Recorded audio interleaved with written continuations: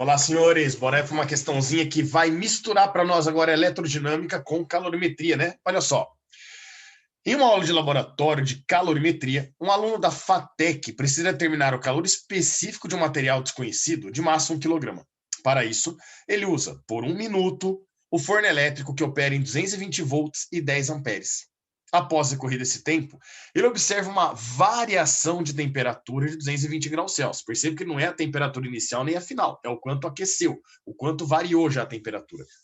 Considerando que o forno funciona de acordo com as características apresentadas, podemos afirmar que o calor específico determinado em, olha só a unidade de medida, joules por quilograma Kelvin.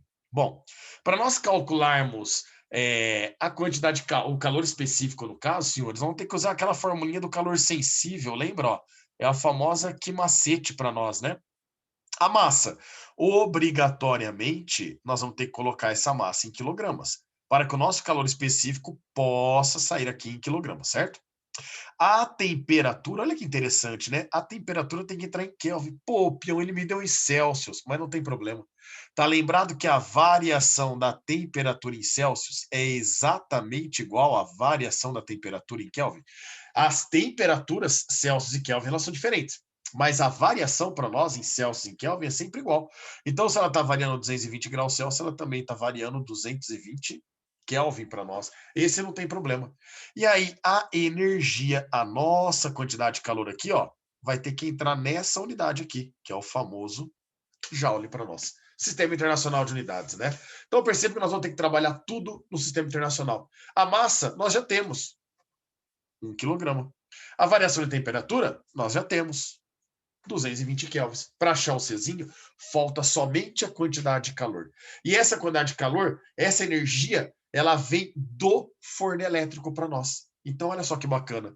Para o nosso forno elétrico, eu vou poder trabalhar com ele com a seguinte relação, ó. Potência é o π, a potência elétrica, estão lembrados? Eu tenho a corrente e eu tenho a DDP. E também potência, a fórmula universal é energia dividido pelo intervalo de tempo. A energia é o que nós queremos. Essa energia aqui para nós nada mais é que a quantidade de calor que vai ser fornecida para essa substância ser aquecida em 220 graus Celsius.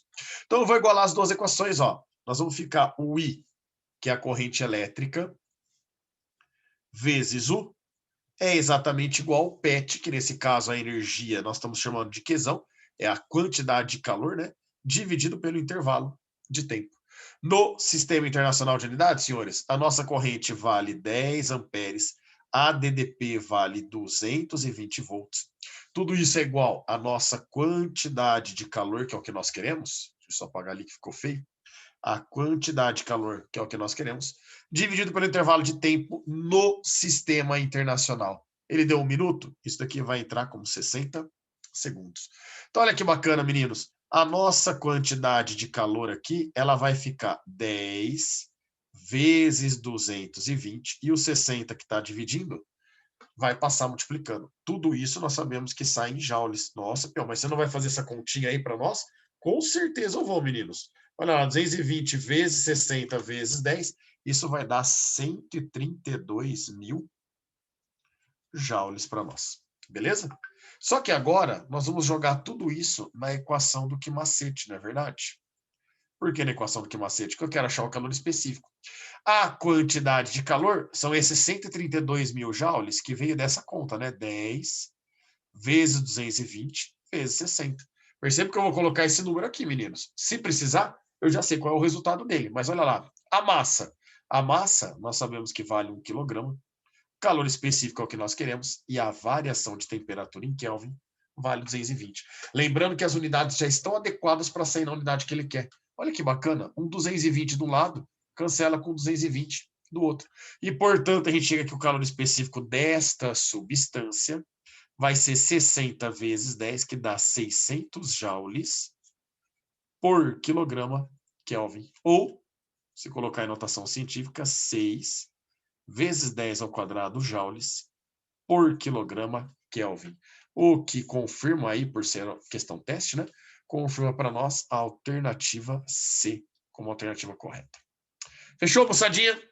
Grande abraço a todos e até a próxima.